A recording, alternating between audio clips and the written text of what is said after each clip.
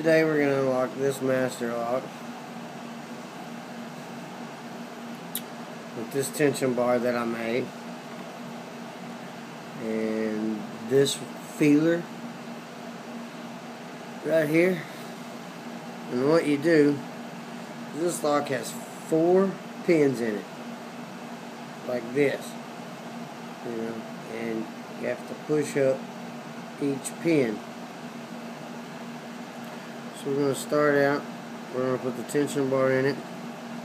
We're going to take this feeler and reach in here and push the pins up and unlock the lock.